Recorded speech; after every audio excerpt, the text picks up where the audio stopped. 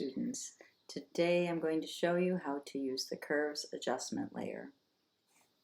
I'm going to start out by going to my layers. Here's my background layer, and I am going to start with the Levels Adjustment layer. That is the first part of our editing workflow. So I go into Adjustments and I'm going to Levels. As we have learned previously, we're going to check to see if the black and white point need to be adjusted.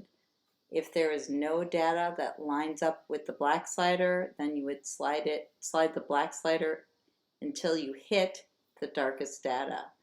However, here it looks like the data actually goes all the way to black. Maybe there's a tiny little flat line. I might pull it in just a touch.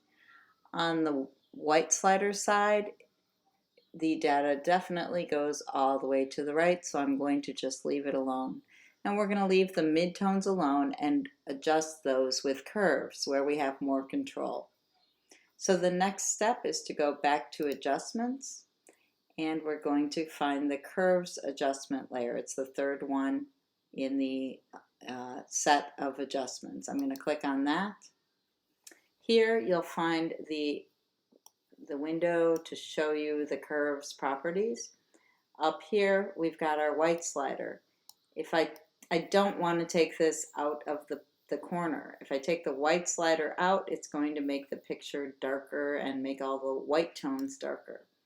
Same thing goes for the black slider. I don't want to take it out of the corner.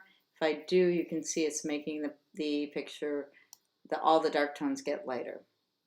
Okay, so there are a couple different ways we can use curves. All of them, we're going to use them just to use the tones in between white and black.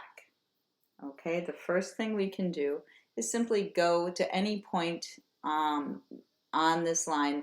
The line represents a value scale from white to light gray. As we go down the line here, we get to middle gray in the center, darker gray and darker gray until we hit black. Okay, so anywhere I make a point on the line, if I go right smack dab in the center, I make a point. This is called an anchor point. I can raise it up to make the whole picture lighter from the very middle tone, or I can bring it down to make it darker. I can bring it back to the center as well, and if I want to get rid of it, I click and hold on the point and whip it off. Okay, so I can do that from any point on the line. So if I want to go to the dark tones and raise it up from the dark tones, I can do that, or I can bring it down. Okay, so you have to, and I can do it also from the lighter tones. Okay, it pulls all the other tones along with it, so you get a gradual change rather than a harsh change. So it looks like a continuous tone picture, and that's what things generally look like in reality. Okay, so the other thing with the curves adjustment layer is that you can use this little pointer finger. Okay, so if I point, as I use the pointer finger, now that I have it selected, okay, and I can tell it's selected because it's gotten darker here, but anywhere I point in the picture, it's going to show me where that tone is. So for example, if I want to go up here in the clouds, it's a pretty light tone. I can click on this darker cloud, and then if I click my mouse and hold, I'm going to get that little finger, and I can move the point. Will be, if I move the finger down from that point, you can see that the clouds and the whole thing are getting darker. Okay, I can also move it up to make it lighter.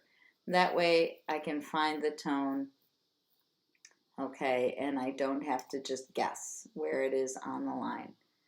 Okay, I think that looks pretty good. Okay, now I can also put more than one point on. So I could go here and make the darker tones darker. Let's see, if I use the pointer finger, oops, I just took it off. I want it to be dark to make sure that I'm activating that pointer finger. If I go here now and I click, let's say I want to bring those tones down. Okay, so I could do something like that. Now you can add as many points as you like. It's probably, if you add more than 3 points, it oftentimes starts to look very unnatural though. So here I actually raise the midtones up a touch. And I have the dark tones getting darker, the light tones getting darker as well. So I take it off, it looked like this, and it just kind of makes the colors a little bit richer. I might go back in, let's see here. Go back in and play around with this to see, ooh, get some really weird effects with it if you mess with this a lot. All right, so that's pretty good. I'm going to go to the next one. In this one, again, I'm going to start with my levels adjustment layer. Here I've got a big gap on the white tone side. Okay, the lightest tone starts way down here, closer to the middle gray than to the white. So I'm going to take that white slider, slide it into the data, and now that lightest tone has become white. My midtones are still a little bit too dark, so I'm going to go in with the curves layer. This time I'm going to try the slider finger, the pointer finger. I'm going to point to, let's point to this area in the mountains because I want to brighten that up. I'm going to pull that up. So I'm starting to see the detail of the mountains. Okay. All right, and let's go to this last one. Here, let's talk about contrast. This is a very low contrast picture. Everything seems kind of gray to me.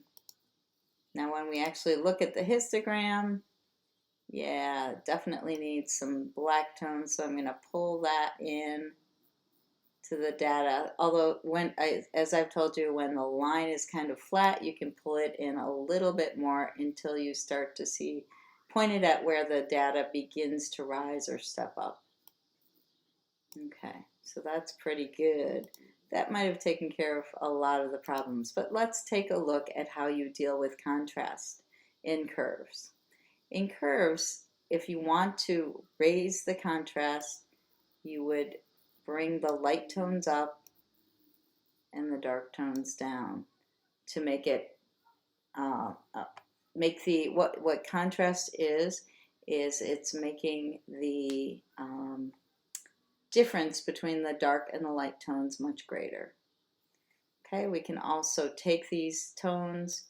If I take those same tones and I bring the light tones down and I raise the dark tones up above them, I'm going to make it very low contrast. So everything is kind of in the middle and kind of closer to gray. Okay, so you can, I think I prefer the higher contrast version here. I might even throw a black and white layer on this, and then I might kind of even go a little further on the contrast.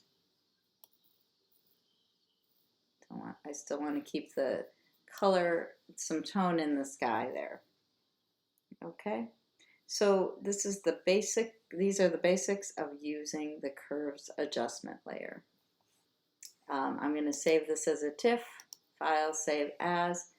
I'm going to save it to the cloud. Okay, which actually I think it's going to be saving as a PST, a Photoshop document.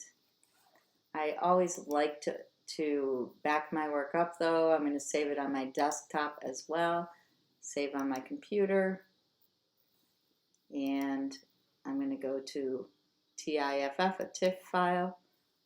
Okay, if I want to change the name, I can say contrast practice, and I'm saving it on my desktop right now. Save. You get TIFF options, and okay. So that is it. That's how you save it. I would go back and save all of the ones I have edited. Thank you very much. Hope you have an understanding of the curves layer. Bye.